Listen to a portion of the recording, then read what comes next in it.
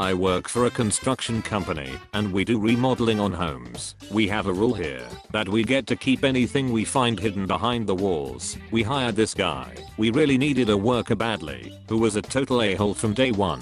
I've been working for this company for 5 years and this guy has only been doing construction for 1 year after he got fired from his accounting job for getting a DUI. Anyways, he would always make fun of my clothes and my accent, and one day he went too far by telling my boss about my private Instagram account pics. He got on my phone and looked through my Instagram page and showed my boss pictures of me smoking weed. Little did he know that my boss is my friend from 8 years when we used to smoke together before we both quit. I was so mad that he violated my privacy, then I made a plan to fuck him over. He was the kind of guy who would always come in late and complain that trains or traffic is why he was always late. One day I overheard him saying that if he won the lottery he would quit this job for not getting the respect he deserves. You have to earn your respect here. One day I bought some fake gold coins online and I put them in a metal box I found at the antique store and waited for a chance to hide it in a wall.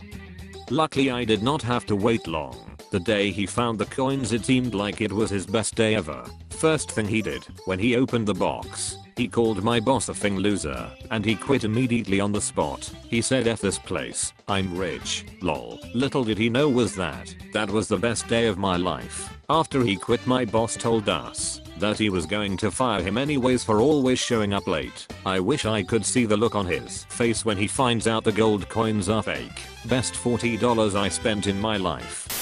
About 6 or 7 months ago, my neighbor got a drone. I don't mind people having hobbies, but for some reason he insisted on flying like the biggest jerk possible. He would hover in front of other houses and windows, try to race cars going down the road, and worst of all he had a habit of flying his drone in my fenced backyard, buzzing over my dog, diving low just over my dog's head, before circling around to do it again. My dog isn't small, he's about 70 pounds and a Malamute, but the drone terrified him, and I was worried what would happen if it hit him. I asked my neighbor several times to please not fly in my yard, and explained that it was scaring my dog. He basically told me to get lost and laughed in my face. When it still continued, I called the police. Unfortunately there wasn't much they could do other than ask him to please not fly over my house/property. Finally, in late December it happened. My dog got tired of his shit and managed to catch the drone right as it was diving towards him. He shredded the drone. The thing was just a jumbled mess of wires and plastic. Neighbor was pissed. He stormed over to my house swearing and threatening me, which I ignored. A week later, I got a summons to small claims court. He wanted $900 for the cost of his drone and an additional $300 for supposedly denying him access to his property. The drone sat in my yard for a couple hours before it was retrieved. Fuck that. He could have killed my dog. I don't have kids or a girlfriend. I just have my dog who is my best friend for the past 7 years. That dog has moved with me 3 times. Was there when I graduated college. Saw me buy my first house and my first new car. I love my dog. Went to legal advice. Got some great help from them. Turns out, him suing me was the best thing to ever happen.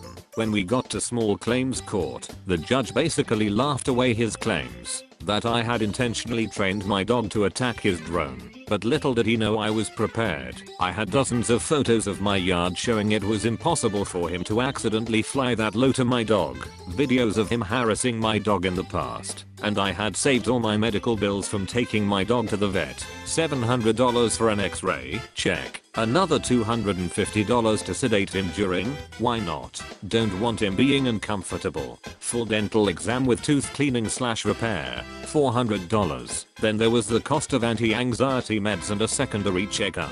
Wet food for a week in case his teeth were hurt, and extra just for good measure. In the end, the asshole ended up owing me almost $2,000, and now is being investigated by the FAA for not having a registered drone and violating several FAA regulations concerning drone flight. Too near an airport, too close to other people, out of sight of operator and way above the maximum altitude. Enjoy never being allowed to fly drones again. Dick.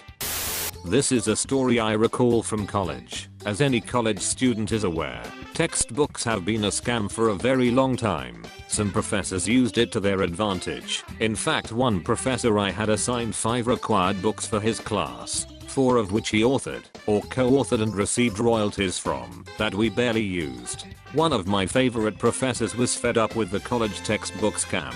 He authored an engineering textbook, but was furious at the price the bookstores were charging students. The publisher and the university owned most of the rights to the textbook, so he didn't have any control over pricing or distribution. He did find one caveat to the publisher's contract. Even though he could not reproduce and distribute printed copies of the book or any of its contents, it didn't say anything about non-print content. So my professor hand copied the entire text, including equations, graphs, and figures. He made copies of his handwritten textbook and passed them out at the beginning of class. We had to hole punch and put it in a binder, but it was well worth the couple $100 savings, and my professor got some revenge for the unethical practices of college textbook publishers.